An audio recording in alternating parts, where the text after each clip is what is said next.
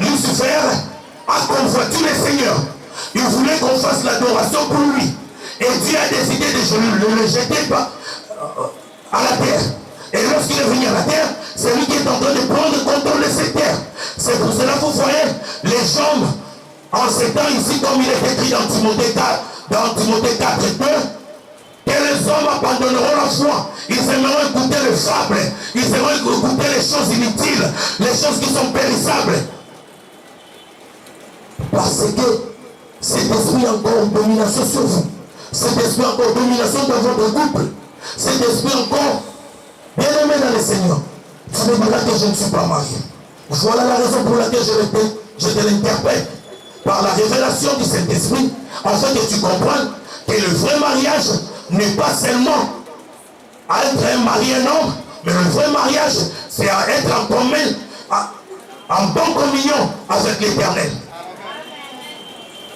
Parce que si tu es en bonne communion avec l'Éternel, tu te coifferas très bien. J'avais des locks jusqu'ici. Maman Nathalie connaît. J'avais des très longs cheveux. Je n'étais pas en communion avec l'Éternel. J'étais hors de la Bible. Je fumais du champ. Je volais dans les banques. Donc, l'esprit qui gouverne le monde, c'est cet esprit-là auquel moi je me suis attaché à cela. Je ne suis pas attaché avec l'esprit de Romains 8. Vous comprenez? Si vous vous attachez avec l'esprit auquel il nous a été adopté à Golgotha, l'esprit qui était descendu au jour de Pentecôte, l'esprit qu'on nous a promis dans Joël 2:28, vous vivrez la vie de la sanctification. Et votre mariage sera parfait avec l'Éternel. Alléluia. Il est bon de servir l'Éternel, bien-aimé. Parce que depuis que ce jour-là, je ne suis plus dans l'esclavagisme.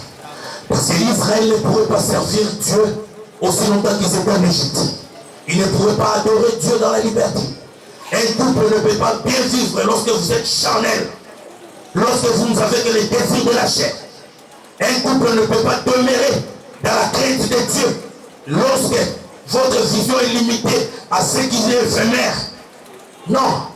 Mais un couple demeure pour l'éternité lorsqu'ils vivent dans la crainte de Dieu. Lorsqu'ils portent l'Esprit de Dieu. Et voyez, le Saint-Esprit, c'est juste comme un capitaine d'un bateau. C'est lui-même qui conduit. Vous avez toujours l'intention de dire que la vie chrétienne, aujourd'hui j'ai essayé de stopper la cigarette, mais demain je tombe encore. Bien aimé, nous ne compliquons pour rien. La vie chrétienne est si simple. Si tu te laisses conduire. Je donne un petit exemple. Je vais me rendre sur Victoire. Qu'est-ce que je ferai? Je me mettrai dans le coin, je prends un taxi, Victoire. Je monte dans le taxi. C'est pas toi qui conduis. C'est un chauffeur qui conduit. Il t'amène jusqu'à la destination. Si vraiment vous avez besoin d'être conduit par le Saint-Esprit, parce que c'est lui le chauffeur, c'est celui qui conduit, c'est lui qui te révélera. Qui te dira que non, demain ne sort pas parce qu'il y a un problème, papa. C'est lui qui te donnera l'esprit de discernement. C'est le Saint-Esprit. Laisse-toi conduire par le Saint-Esprit. Que la chair se détache de toi. Alléluia. Bien aimé, ne m'attendez pas dans les discours que demain vous irez en Europe. Vous soyez bénis, demain vous aurez des bénis.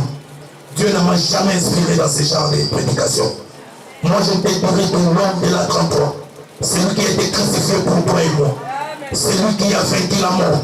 Il a laissé les tombeaux vides. Parce que la terre ne pourrait pas le contenir. Parce que lui a créé les ciels et la terre.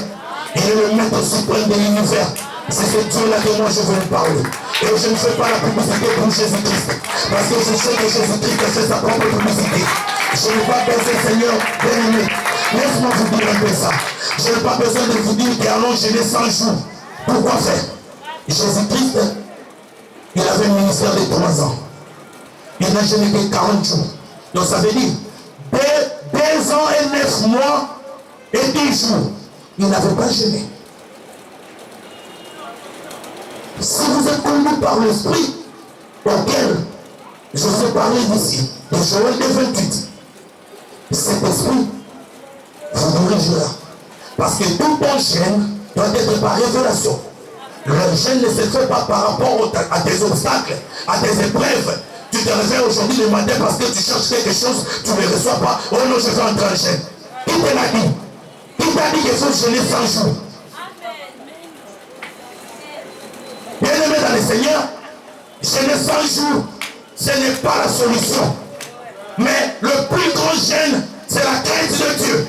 Parce que si tu es en communion avec ton mari, parce que toi tu es l'épouse et lui est l'autre époux, tu auras tout ce qu'il te dira. Tout ce que tu auras besoin, il te donnera. Bien-aimé, ceux qui sont mariés et ceux qui en seront au nom du Seigneur Jésus-Christ. Écoutez-moi bien. Si je donne à ma femme, c'est parce que j'ai du plaisir pour elle. Elle est en train de faire ce que je désire. Mais s'il ne le fait pas, vous croyez que je peux la donner? C'est la même chose avec notre époux. Parce qu'en ce moment que le pasteur vous prêche, en ce moment que vous priez à la maison, c'est comme dans l'ancien temps. Il fallait que non, avant que tu te rendes au mariage, dans la vie familiale conjugale, on doit d'abord te préparer par une tente. On doit d'abord te préparer, on doit te dire, dans le mariage, c'est comme ça, c'est comme ça. C'est ça l'utilité de venir à l'église. C'est ça l'utilité de lire la parole de Dieu, d'accomplir Josué 1:8. C'est ça l'utilité d'écouter les choses de Dieu pour te préparer, parce que nous savons que c'est un bon mariage. C'est le jour de l'enlèvement. C'est le mariage que nous avons. Moi et ma femme, nous mourrons un jour. On dira que les jours que je suis mort, on doit lever la bague à ma femme. C'est infantile. Mais le vrai mariage, dont l'alliance est circoncis dans notre cœur, c'est là où se pose cette alliance. Cette alliance n'est pas dans le bois, mais cette alliance est dans le cœur. C'est ça le vrai mariage.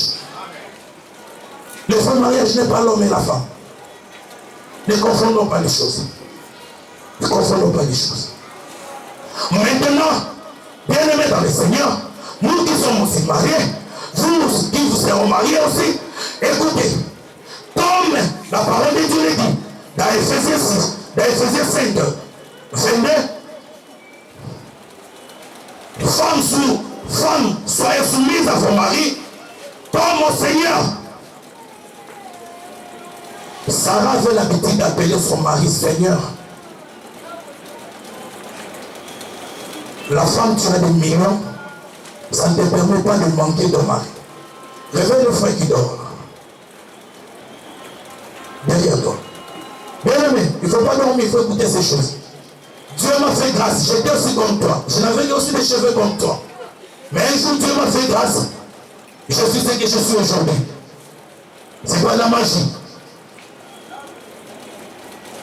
Bien aimé dans le Seigneur,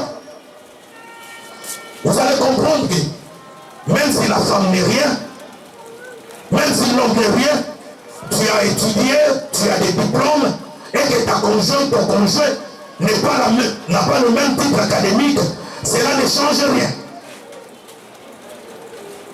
C'est par l'humilité que la femme qui coulait le sang a dit trouver la guérison.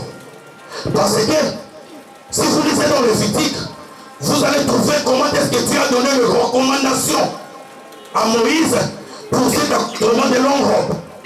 Ce ne sont pas ce que nous voyons aujourd'hui dans la télévision. Ce ne sont pas ce que nous voyons aujourd'hui.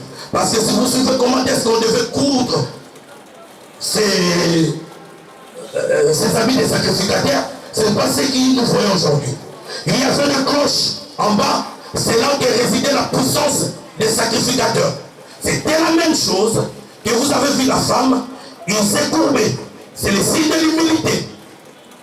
Pour toucher à la pente où résidait le pouvoir. Et Jésus dira, qui m'a touché parce qu'il y a une force qui est sortie.